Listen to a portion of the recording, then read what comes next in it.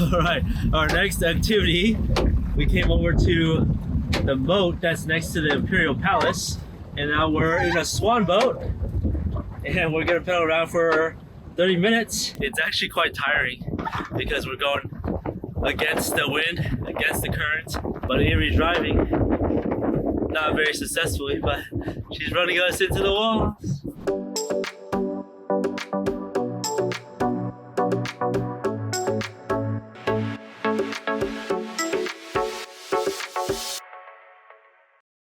Good morning and welcome back to another video. We are here in Tokyo still. Today is our last full day in Japan before we head on a flight over to Korea tomorrow. But something really interesting and kind of scary happened at breakfast today.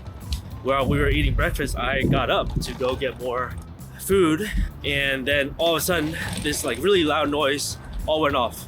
I couldn't tell where it was coming from at first, but then I realized it was coming from everyone's phones. I honestly thought it was like a fire alarm, but it was actually a earthquake warning, like one of those like Amber Alerts that you get, but for earthquakes. So apparently, even though you have a US phone, if you're connected to internet or cell service here in Japan, you also get those warnings. So everybody's phone went off. It was really loud. Melissa said you did feel it? I did. Yeah, Melissa said she did feel the tremor, and it literally happened at the same time that the phones went off was when you could feel the little tremor. So yeah, that was a little scary, to be quite honest. I didn't feel it. I was just so confused as to what was going on.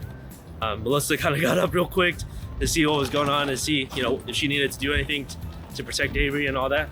There was a table next to us, and they're all from California, and they said they could feel it a little bit too. One person said she couldn't. Anyway, that was an interesting way to start the day. Our last day in Japan. I've never seen that on our phone before. Obviously from Houston, being from Houston, we don't get a lot of earthquakes, or no earthquakes really. That was quite the experience. But now we're walking over to Tsukiji, kind of wrapping up our trip in Japan with the way we started. Back to the same sushi place that we had the first day here. So it's about a 17 minute walk from our hotel. But it's a nice day, so it's an easy walk.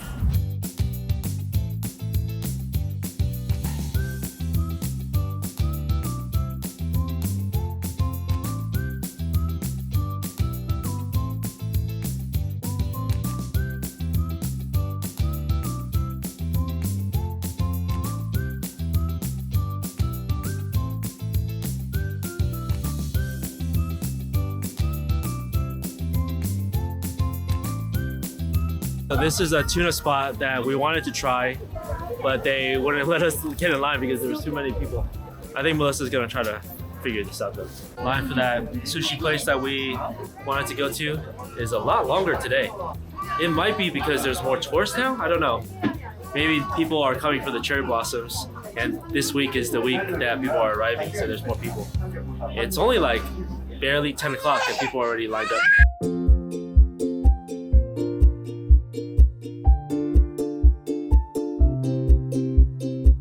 I totally forgot that this had like another like inside area, but we saw some people eating that creamy ice cream, and now we're here.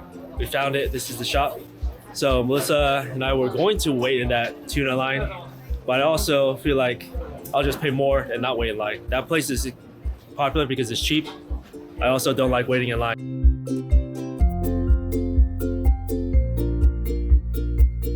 Ice cream, yeah. Avery, do you know ice cream? Avery knows ice cream.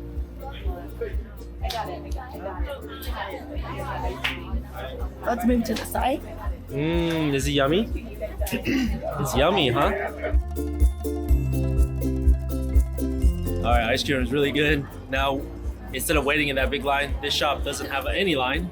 It's probably not as good, but it's not worth waiting an hour in line for 2 pieces of tuna.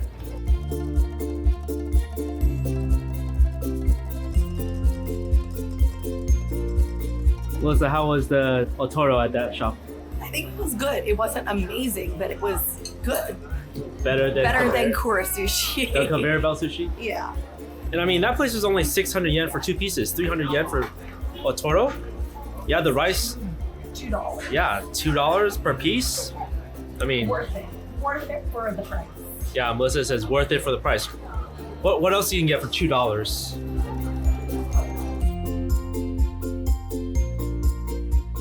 Yeah, this is the line for the other tuna place.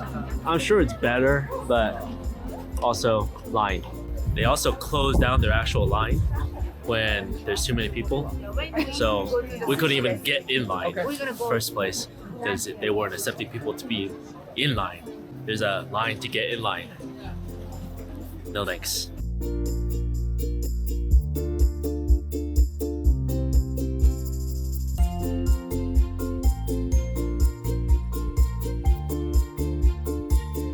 As I was walking down the alley, I saw this other place that had tuna sushi set as well, or nigiri set, and the 3-piece for 1,200 yen. So pretty good. We're gonna try it's a lean, medium, fatty, and then fatty tuna. All right, here's a controversial opinion, but I would suggest you not wait in line for the nigiri that's like just made in these shops along the street.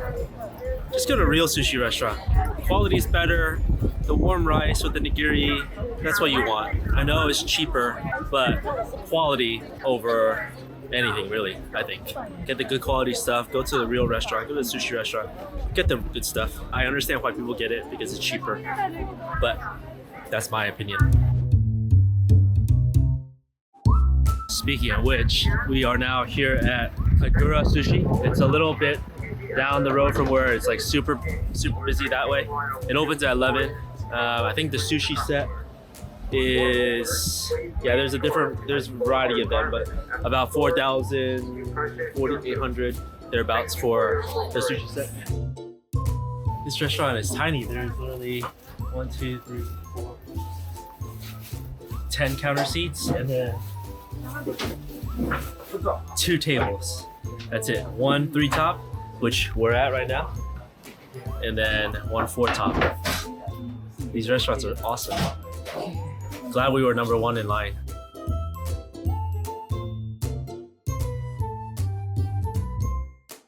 All right, lunch was very good.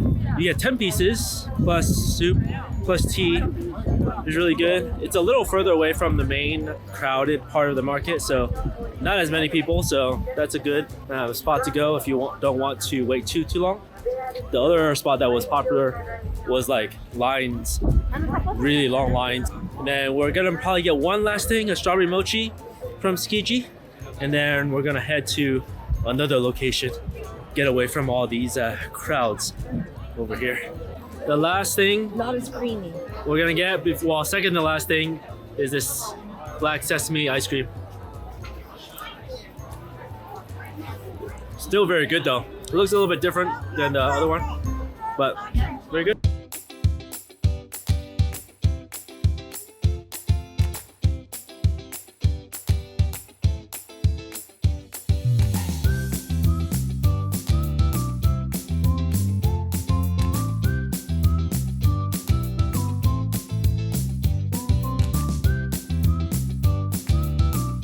All right, our next activity, we came over to the moat that's next to the Imperial Palace, and now we're in a swan boat, and we're gonna pedal around for 30 minutes. It's not, I mean, the cherry blossoms aren't blooming, but they still charge the price for cherry blossom season. So it's a difference in price of 500 yen per 30 minutes or 800 yen during cherry blossom season. But still ends up being like $6, even for 800 yen. It's actually quite tiring because we're going against the wind, against the current. So we have to pedal really hard, otherwise we would like run into the side. But Avery's driving, not very successfully, but she's running us into the walls. Are you driving?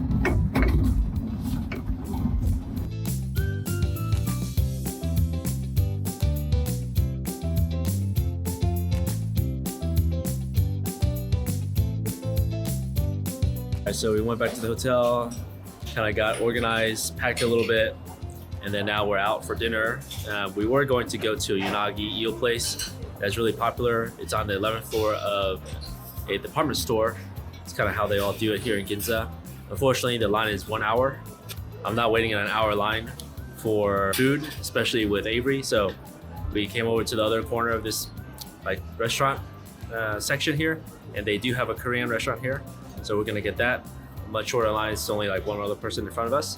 So we're gonna get this, and that's actually a nice segue to the next set of videos where we're headed to tomorrow. We're going to fly from Tokyo to Seoul. So stay tuned for those videos. Tomorrow we are flying from Tokyo to Busan. And so that's a nice little transition from Japan.